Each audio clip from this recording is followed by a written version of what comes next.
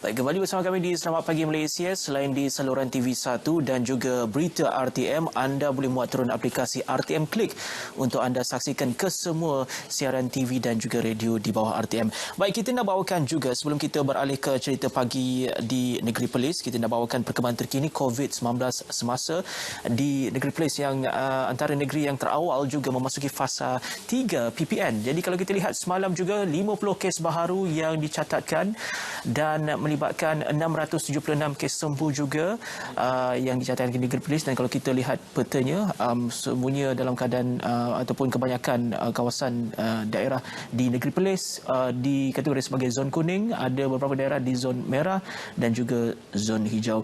Itu yang terkini kita bawakan untuk apa yang berlaku ataupun keadaan terkini di Perlis. Begitu juga dengan program imunisasi COVID-19 kebangsaan, sebanyak 159,685 sudah mendaftar dan dos pertama yang telah pun diagihkan sebanyak 128,544 dan melibatkan 4 lokasi pusat pemberian vaksin PPV. Tahniah untuk semua warga Perlis untuk usaha bersama-sama. Kita nak terus bawakan cerita yang menarik pagi ini. Ini juga bersempena dengan sambutan Bulan Kebangsaan, Semarak Semangat Patriotisme. Kita bersama dengan Wan Muhammad Ryan Rohidar. Silakan Wan.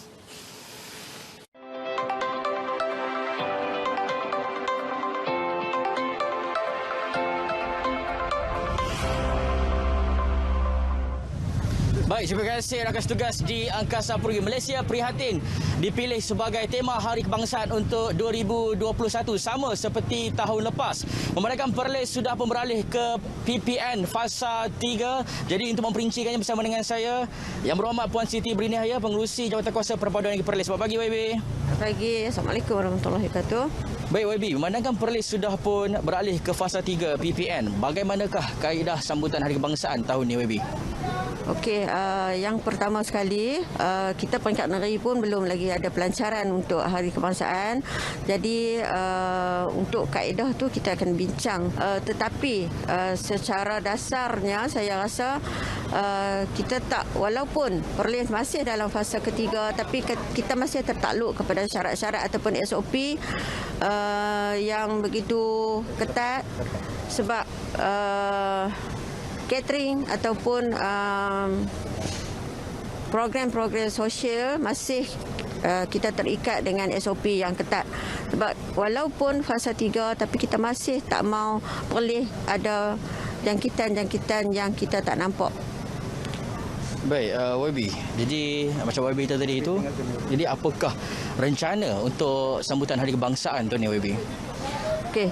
Secara dasarnya perencanaan ataupun perancangan kita akan cuba lakukan seelok-eloknya secara maya ataupun mengikut SOP yang telah ditetapkan, seperti menghadkan penyertaan dalam sambutan Hari Kebangsaan bagi tahun ini lah untuk Negeri Perlis terutama sekali.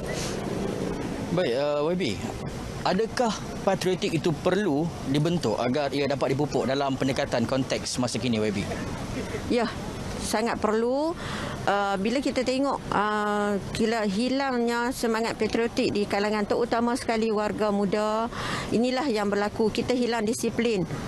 Bukan kita nak salahkan seluruh masyarakat, tetapi patriotisme itu sangat penting untuk membentuk jati diri, terutama sekali untuk mengasihi ataupun saling kasih sayang di antara satu sama lain.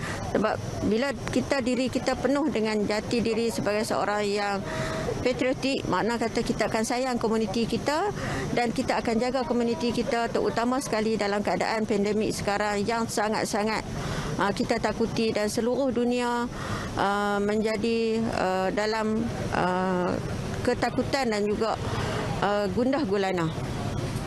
Baik YB, bagaimana YB melihat kerangka patriotik sejak dulu sampailah ke dekad 70 ini? Okey. Sebenarnya kalau kita lihat pada sejarah, memang peringkat awal kemerdekaan kita memang pun semangat patriotik itu terlalu tinggi, terlalu besar. Tetapi kita tak nak salahkan siapa-siapa.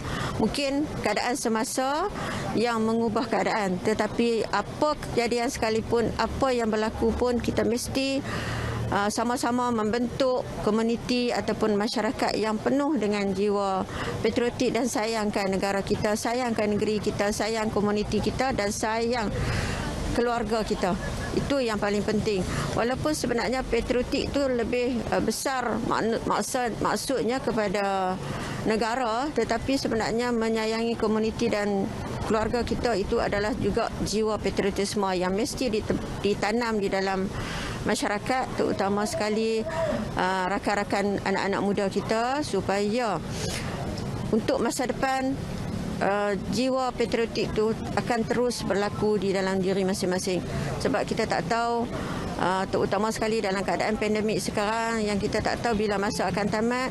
Jadi bila adanya rasa sayang itu, maka kita mengharapkan penularan ini akan terhenti ataupun akan berkurangan dengan peratus yang begitu cantiklah. Baik, terima kasih YB. Sebagai rakyat Malaysia, marilah sama-sama kita memeriahkan sambutan Hari Kebangsaan walaupun dalam keadaan norma baharu. Merdeka! Merdeka! Merdeka! Merdeka! Merdeka! Kembali kepada rakan tugas di Angkasa Puri.